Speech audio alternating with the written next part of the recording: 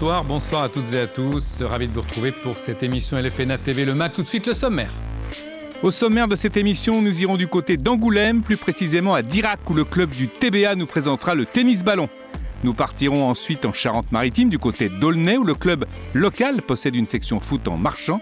Ils vous en expliqueront les rouages. Enfin, nous vous donnerons rendez-vous dans le Pays Basque pour parler d'une autre discipline alliant foot loisirs et sport santé, le golf-foot.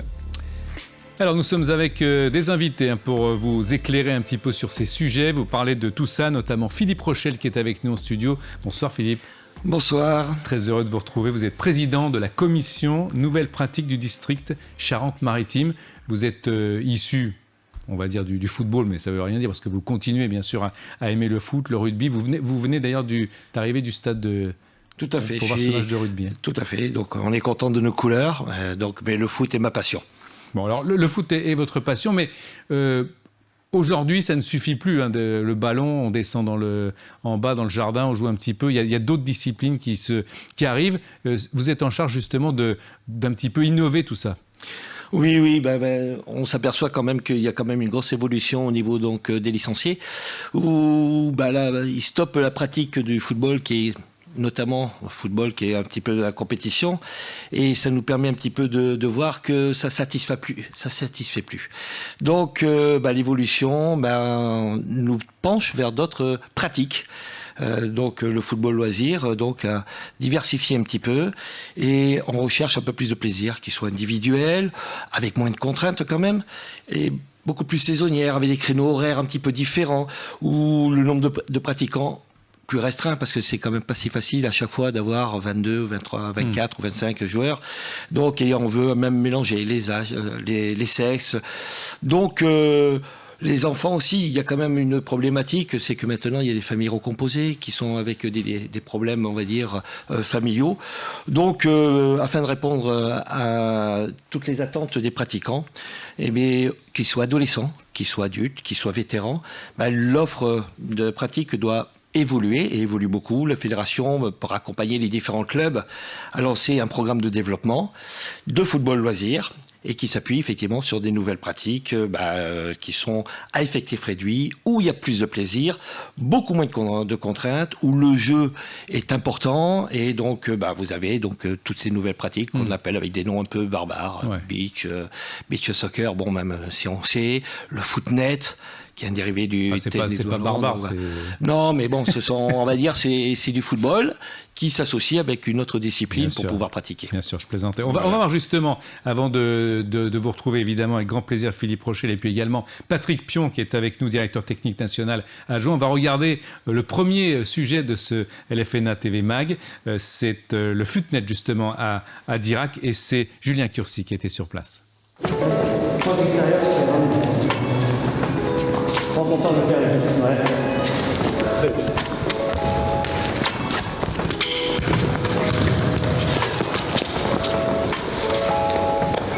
Depuis quelques années, en partenariat avec notre fédération, la FFDAF, la FFF souhaite diversifier en fait ses pratiques, et notamment avec le footnet, qui fait partie en fait des pratiques loisirs.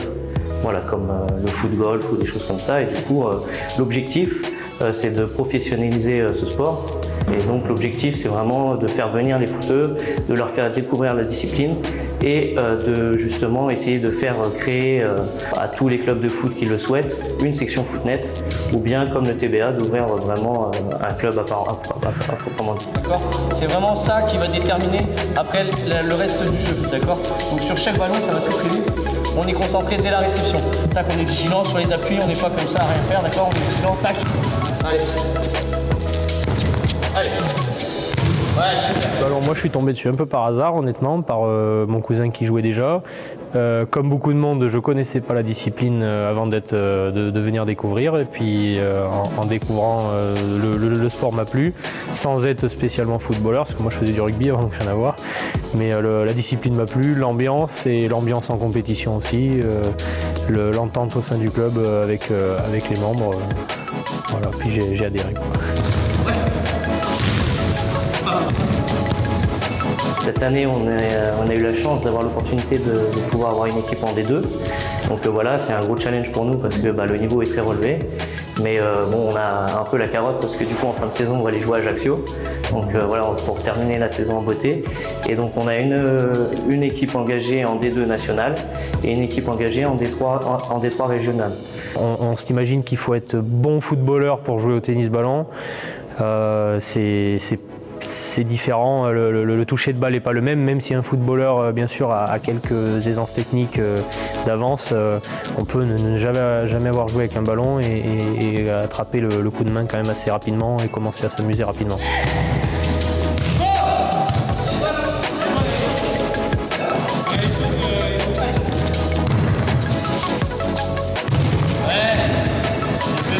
On essaye d'agrandir nos effectifs. C'est pour l'instant le côté un peu négatif, on va dire. C'est le manque d'effectifs qui permettrait d'avoir plus de moyens pour le club et plus de développement en quantité de joueurs et en quantité de bénévoles. Après, en termes de compétition, on commence maintenant à avoir une équipe un peu plus solide parce que le peu de joueurs qu'il y a dans le club s'investit vachement au niveau de la compétition.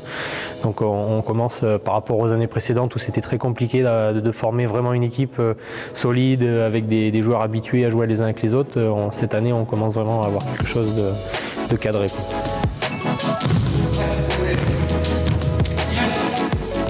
Ouais. Allez.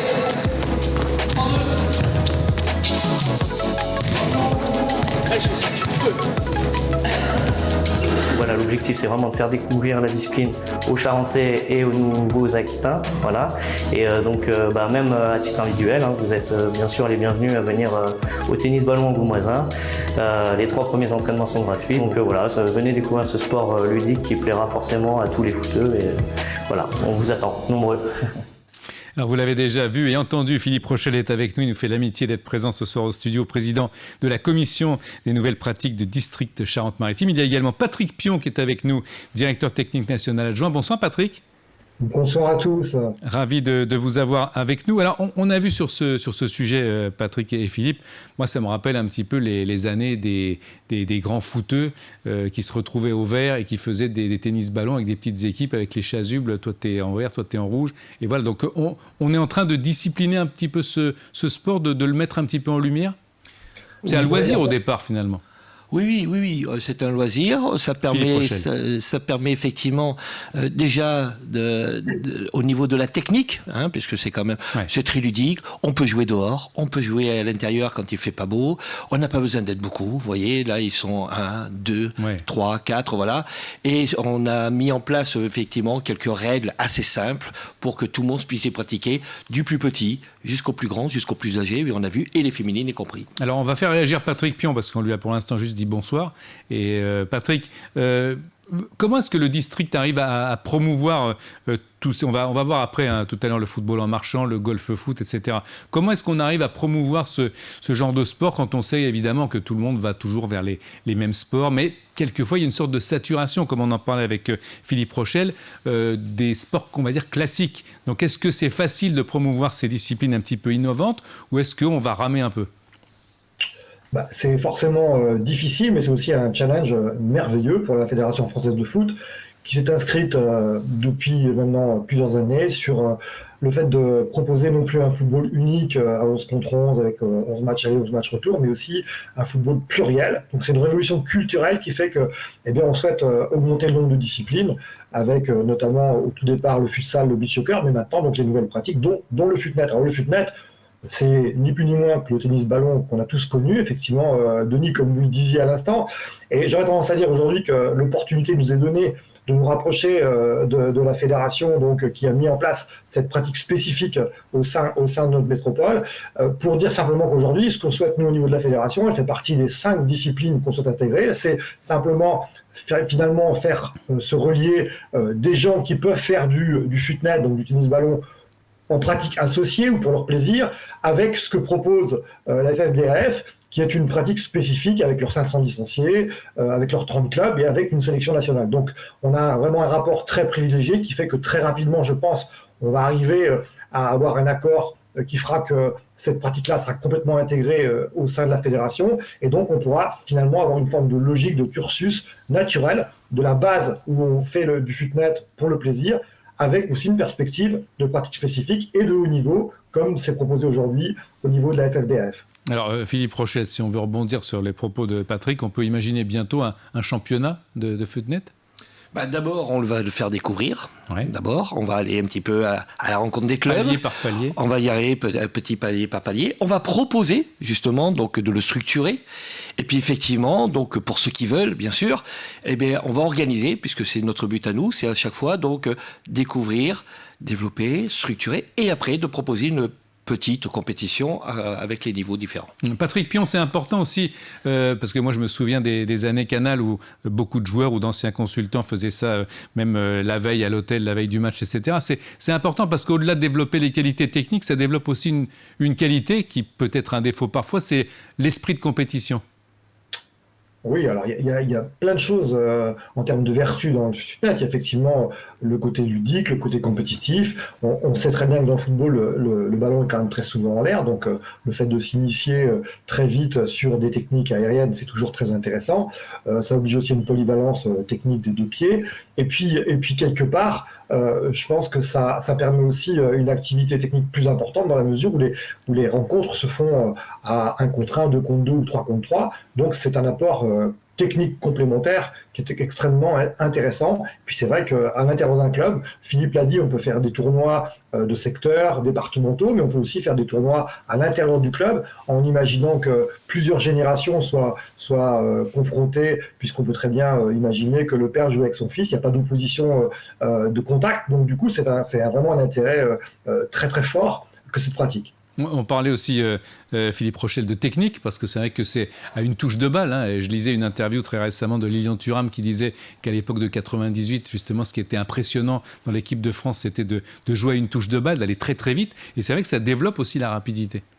Tout à fait, ça développe la rapidité, ça développe aussi plein de choses, comme le disait Patrick. Le regard extérieur, puisqu'il faut regarder un petit peu tout. Donc, et tout ça, on va dire, dans un aspect très très ludique et très facile à mettre en place. On peut très bien mettre de la mixité, c'est-à-dire effectivement, on peut mettre des générations différentes et ainsi de suite. Et c'est très facile à organiser, mais très très facile parce qu'il y a très peu de monde. Ouais, on peut faire des tournois internes et c'est quand même très très souple et ça répond vraiment à la demande. Alors on va passer à autre chose maintenant, Patrick et Philippe.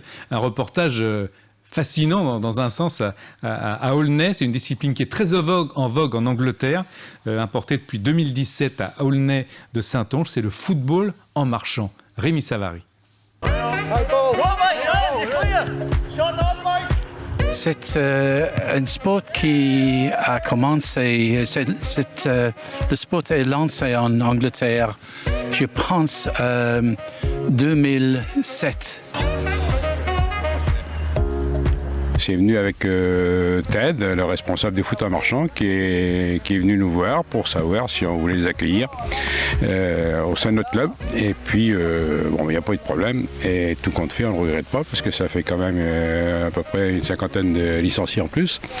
Et puis alors, des gens sympathiques qui nous posent aucun problème. Nous sommes très bien accueillis à Aulnay. Le club et le président sont très gentils. Et de fois en fois, il y a un problème avec les langues, mais c'est pas très dur. Ils sont venus nous voir, nous montrer ce que c'était, nous expliquer les règles un peu. Bon, c'est vrai que c'est intéressant pour la santé de tous, parce qu'ils sont... Bon, le monsieur qui est là qui a 85 ans, il se débrouille pas mal. Je voudrais bien être comme lui à ce âge. Voilà. Là, au foot en marchand, on y trouve son compte parce que y a tout ce qui est santé. Donc ça veut dire au niveau cardiovasculaire, c'est super intéressant parce qu'on ne pense pas comme ça, mais c'est intensif. Et on retrouve tous les aspects du football, se placer dans les intervalles, entre les lignes, etc. Le foot en marchand, pour l'avoir essayé, c'est quelque chose de super. Normalement, ici, parce que le terrain n'est pas très grand, normalement nous jouons avec 10 joueurs.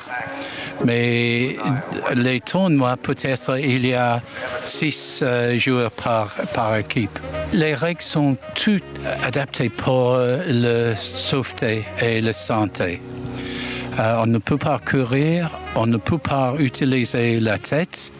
Si le ballon monte plus de 1,83 m, c'est un coup franc à l'autre équipe. On ne peut pas tacler de l'arrière ou à côté.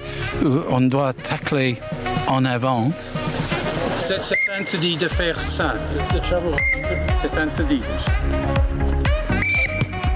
C'est interdit. C'est interdit pour le gardien. C'est interdit comme ça. Interdit. On ne regrette pas parce que franchement le district est content et il y a d'autres clubs voisins qui s'y sont mis. Voilà, donc c'est pas mal et j'espère que ça va continuer. Aujourd'hui, c'est une quinzaine de clubs qui ont déjà mis en place des entraînements.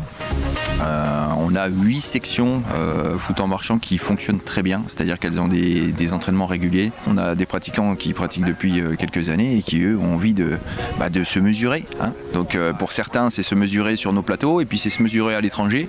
Donc il y en a qui ont envie de découvrir et donc là, avec l'équipe de l'US Aulnay, qui est le berceau du foot en marchant dans notre département et en France sans doute, ils sont déjà allés se mesurer au Portugal, en Espagne, aux Pays-Bas. Le foot est très très lent parce que nous avons beaucoup de joueurs qui sont âgés plus que 70 ans.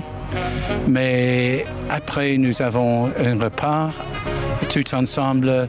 C'est très convivial. Alors, on ne doute pas que les repas d'après-match soient très conviviaux et très sympathiques.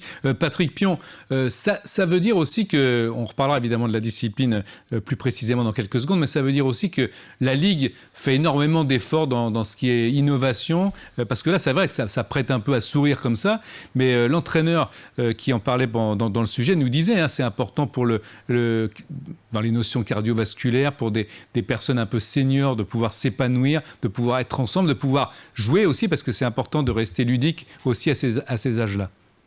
Ouais, effectivement, quand on est allé en Angleterre donc pour voir un peu quelle était cette pratique et qu'on l'a importé chez nous, à l'époque, il y avait déjà 800 équipes à Londres. Donc, quand on a ramené ça chez nous, au niveau de la fédération, je peux vous assurer qu'on a eu quelques sourires en nous disant quelque part que finalement le foot en marchant c'était pas du vrai foot. Et puis au fur et à mesure du temps, les gens ont complètement changé d'avis et je pense que autant les élus mais que les pratiquants eux-mêmes, finalement ont accepté l'idée que c'était une chance fantastique de refaire du foot. Il faut savoir que aujourd'hui, après 50 ans, le football français il a pratiquement 50 000 licenciés, c'est-à-dire pratiquement pas de licenciés. Donc, c'est-à-dire qu'on a un gap extraordinaire de licenciés à retrouver. Ce sont souvent des gens qui ont arrêté le foot, parfois des bons joueurs, et qui ont 50, 60, 70, 80 ans, comme on l'a vu sur le reportage. Et on s'aperçoit que quand ces gens-là qui reviennent, et a fortiori quand ces gens-là ont été des bons footballeurs, ils retrouvent des sensations et ils nous disent, franchement, on est bluffés. On ne pensait pas que ça allait être vraiment aussi sympa que ça, et ils retrouvent des sensations d'ordre technique, tactique, avec bien évidemment moins d'efforts. Mais sincèrement, c'est quelque chose qui aujourd'hui nous incite à vraiment développer cette pratique-là sur tous les départements. Aujourd'hui, 95% des départements ont pris conscience que c'était important et souhaitent très vite mettre en place un critérium foot en marchant. Donc on est vraiment très heureux. Alors Philippe Rochel, Patrick Pion a dit quelque chose de capital. C'est-à-dire que c'est vrai qu'après 50 ans, on tire un peu la langue. Si on va jouer au foot le dimanche matin, pour certains, c'est un petit peu plus compliqué. Donc là, c'est vrai que c'est une sorte d'alternative qui a en plus ses règles et qui retrouve effectivement on peut retrouver un noyau de copains ou se faire là aussi faire des connaissances et également tout simplement se faire plaisir, parce qu'après 50 ans au foot, c'est plus compliqué de se faire plaisir dans le rythme du foot actuel. C'est simple, après 36 ans, vous passez vétéran, donc jeune vétéran, et là, quand vous avez des personnes comme moi, parce que moi je m'y suis mis, effectivement, 60 ans, même quand vous avez 50 ans, c'est quand même un football différent. Donc cette possibilité de pratiquer autre chose, alors au départ, effectivement, ça fait sourire, ça fait rire, parce qu'on se dit en marchant, c'est quoi, et ainsi de suite. C'est une pratique de football lent, effectivement, avec des contraintes. Donc on en parlait au niveau du ballon et ainsi de suite, mais qui appelle à un moment donné à toute la mémoire qu'on a eue lorsqu'on était pratiquant. Mais je peux vous dire que c'est pas facile parce qu'au départ on a toujours tendance un peu à courir. Et puis petit à petit, lorsque on commence à prendre un petit peu le rythme, on s'aperçoit qu'effectivement c'est cardio.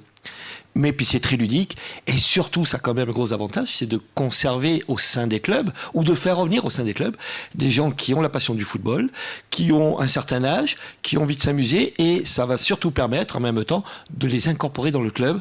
Et qui sait, de venir donner un petit coup de main par-ci, par-là, et ainsi de suite. C'est très convivial, c'est vrai, parce que là, c'est vraiment du plaisir. Philippe Rochel, vous avez dit quelque chose aussi d'intéressant, c'est le fait de pouvoir revenir à ses premiers amours. Parce que c'est vrai, quand on joue dans un club de foot, quand on est jeune, c'est vrai que après, quand on passe l'âge de raison, pourrait-on dire, on se dit, c'est cuit, je vais revenir juste au club, boire un verre ou revoir les potes éventuellement qui sont encore là. Mais revêtir encore et de nouveau le maillot en refaisant le sport qu'on aimait avec une autre sauce, si on peut dire, c'est important aussi psychologiquement.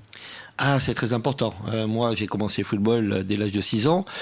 J'ai joué jusqu'à peu près 55 ans, et Dieu sait que c'était difficile.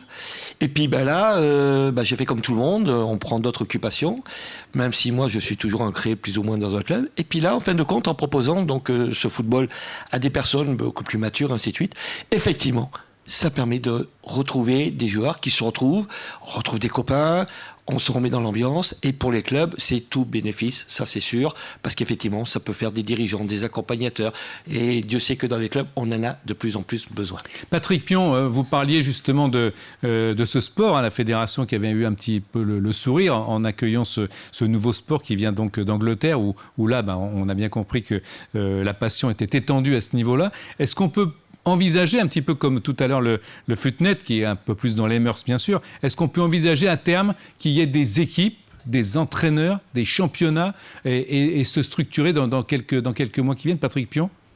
Comme quoi l'idée peut évoluer dans l'esprit des gens. C'est vrai que quand on a apporté cette pratique, on pensait au départ que c'était exclusivement une pratique de loisirs tournée vers la santé et vers l'intégration des anciens, comme l'a dit Philippe. Aujourd'hui, on est encore plus ambitieux, c'est-à-dire qu'on pense qu'aujourd'hui, effectivement, on peut mettre en place des pratiques très rapidement dans les départements et avoir des finalités peut-être régionales et peut-être, pourquoi pas, aussi des finalités nationales. Voir une équipe de France un jour de foot en marchant, je pense qu'il ne faut pas du tout se fermer aux possibilités qu'a cette pratique. Elle est vraiment super puissante, elle peut se mettre en place très facilement, il n'y a pas besoin de beaucoup de matériel. Souvent avec les anciens, il y a des créneaux qui sont souvent libres de terrain. Donc quelque part, elle a vraiment une énorme puissance. Et je pense qu'on aura de très belles surprises avec le foot en marchand. En tout cas, c'est dans ce domaine-là qu'on travaille aujourd'hui. Aujourd'hui, bien évidemment, c'est d'abord de promouvoir la pratique du plus grand nombre, mais je pense que très vite, il y aura une demande de rencontres, et on sait très bien quand on commence à se faire rencontrer les gens, eh bien, il y a tout doucement des élites, des niveaux qui s'opèrent. Et quelque part, c'est bien aussi, parce que ça permettra de montrer que finalement, même quand on peut être un peu plus âgé, eh bien, peut-être on peut aussi avoir des prétentions de compétition, de participation à un niveau régional ou national, et je trouve que c'est bien. Philippe Rochel. Oui, donc déjà c'est une pratique qui s'inscrit pleinement dans la politique de santé publique, donc de la lutte contre l'inactivité physique. Et puis je vais quand même vous solliciter parce que c'est un des axes prioritaires que nous avons choisi, nous, au niveau de notre district, donc de le développer. Et donc, on a même sollicité d'organiser à Clairefontaine, donc en mois de février, dans le cadre d'un partenariat avec le district, donc, et l'Association française de football marchand, donc des sélections, plus ou moins d'équipes de France, afin de préparer donc ce qui va se passer à Manchester, donc une petite Coupe du Monde, donc de football à marchand. Donc, nous, on va se retrouver normalement à Clairefontaine avec des équipes anglaises, des équipes italiennes qui peuvent venir le faire. Ouais. Et c'est vraiment un axe important au niveau de notre district. Alors, dernier thème, on va se donner rendez-vous au Pays Basque cette fois pour parler d'une autre discipline qui allie donc le foot et le loisir, et la santé également et le sport, c'est le golf foot. La pratique du golf foot consiste à atteindre des cibles sur un parcours en utilisant le ballon de football et en limitant le nombre de frappes. C'est une pratique qui associe des qualités de concentration, d'adresse, de précision, mais aussi des déplacements nombreux et variés. Le golf foot peut s'implanter partout, sur des complexes sportifs, dans des parcs, sur des sites divers, en fonction de l'environnement local. On peut pratiquer le golf foot quel que soit son niveau technique, quelle que soit sa forme physique. C'est d'ailleurs pour cela que le golf foot peut être considéré comme une excellente solution dans le cadre du sport santé. Le golf foot est une pratique qui demande de la précision. Il demande aussi de la force parce qu'il faut tirer loin et de la tactique. En développant des pratiques nouvelles comme le golf foot, les clubs vont s'ouvrir de nouveaux horizons. Le club de demain doit être en capacité d'accueillir et de fidéliser tous les publics en compétition ou en loisir. Le golf foot révèle une véritable puissance d'ancrage au sein de la Fédération française de foot et dessine de la meilleure façon qui soit le football loisir de demain. Alors là encore, Patrick Pion, on touche encore une fois le côté ludique, le côté également santé, le côté plaisir, un petit peu tout, ce qui réunit le golf et puis le foot. Bon voilà, là on va dire c'est plus ludique que les autres, il y a moins de chances de trouver une structure autour de ça ou c'est équivalent ? Alors, j'aurais tendance à dire que le golf foot, déjà, il permet finalement une découverte de cette pratique-là dans tous les clubs. Donc, il y a des dotations de matériel qui sont mises en place par la fédération, par les ligues et les districts, qui permettent à tous les jeunes, les ados, mais pourquoi pas aussi les seniors, de découvrir une pratique associée à la pratique traditionnelle. Donc ça, c'est un premier point. Deuxièmement, ce qui est important, c'est que cette pratique, elle permet d'avoir une activité qui peut être très diversifiée, soit en 1 contre 1, c'est-à-dire que les gens jouent seuls et ils essaient de faire le mieux possible au niveau des cibles, soit à 2 ou à 3, et ça peut être même relativement physique si on met les gens en mouvement. Ce que je veux dire par là, c'est qu'aujourd'hui, c'est une pratique uniquement de loisir, mais par contre, on peut imaginer, là aussi, parce que je pense qu'il faut regarder très, très loin demain, on peut imaginer qu'il y ait une forme de nombre d'étapes qui soient mises en place dans un département pour une catégorie donnée, et qu'on ait, par exemple, un ranking qui se mette en place, et que donc on mette en évidence les meilleurs footballeurs golfeurs. Et peut-être, pourquoi pas, parce qu'on a des relations intéressantes avec la FFM, qui est la Fédération de golf de foot, pourquoi pas d'avoir des phases finales sur des terrains de golf où on a des aménagements d'infrastructures qui permettent de jouer au foot golf. Voilà. Alors justement, c'est intéressant ce que vous dites aussi parce que on sait que des joueurs, d'anciens joueurs ou d'entraîneurs comme Laurent Blanc, Antoine Comboiré, Alain Bogossian sont très friands de golf et ce sont d'anciens footballeurs. Est-ce que vous pensez justement que ces gens-là, que ces personnes-là, ces personnalités-là qui ont un charisme, qui ont un vécu, qui ont une expérience, un palmarès, peuvent être des moteurs, des locomotives pour justement peaufiner un petit peu les traits précis de ce qui pourrait être le golf foot ? Alors bien évidemment, les meilleurs joueurs sont toujours des ambassadeurs de toutes les pratiques, donc celle-ci ne fait pas exception à la règle. Pour autant, nous, ce qu'on souhaite quand même, c'est dans un premier temps privilégier une pratique du golf foot pour tout le monde, donc pas forcément connoté de tous les codes qui existent sur le foot golf. C'est pour ça qu'on a mis en place une terminologie différente, où c'est golf foot, alors que sur la fédération AFFM, c'est foot golf. Pour autant, je pense qu'à un moment donné, il ne faut pas être non plus idiot, les pratiques peuvent se rejoindre, et donc forcément, à un moment donné, les gens qui ont été des très bons footballeurs vont promouvoir cette pratique-là, d'abord au sein des clubs ou sur des espaces comme des parcs ou des espaces de châteaux, pour ensuite, bien évidemment, peut-être permettre à certains d'être davantage dans une pratique spécifique, et donc d'aller peut-être sur les 50 parcours qui existent aujourd'hui en France, et qui permettent dans des golfs de faire du foot golf. Philippe Rochel, est-ce qu'il y a d'autres matières, pourrait-on dire, un peu innovantes qui vous trottent dans la tête, ou est-ce qu'il y a des projets en cours, ou est-ce que déjà on va, au niveau du district Charente-Maritime, se focaliser et s'organiser déjà sur ce qui est déjà pas mal, sur tout ce qu'on vient de voir ? Disons que nous, en Charente-Maritime, effectivement, sur toutes les diversifiés football que nous pouvions avoir, on a choisi 3 axes. Pourquoi 3 axes ? Parce que d'abord, pour pouvoir le proposer et mettre les moyens qu'il faut, on ne va pas partir un petit peu partout. Donc effectivement, quand je reviens effectivement sur le golf foot, ça peut se faire partout. Vous avez vu, là on est devant un château, il y a un peu d'imagination, ça peut être vallonné, ça peut être partout. C'est très facile à mettre en place, c'est très ludique. On peut mettre des contraintes un petit peu plus, de vitesse comme il disait, donc une touche de balle et ainsi de suite. Et on l'a fait déjà lors de la journée féminine, lorsqu'on a fait la rentrée du foot féminin, on l'a mis en place, ça a été très très très bien accueillis. Nous sommes allés parce que nous avons donc au département, nous avons des kits, nous avons 2 kits qui peuvent être mis à disposition. Et donc ça va très vite.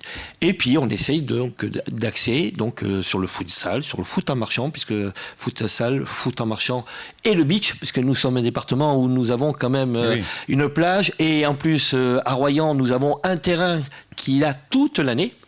Donc nous avons mis l'accent sur ces trois sports là qui sont, on va dire, pour des configurations telles que le département peut pouvoir les promouvoir.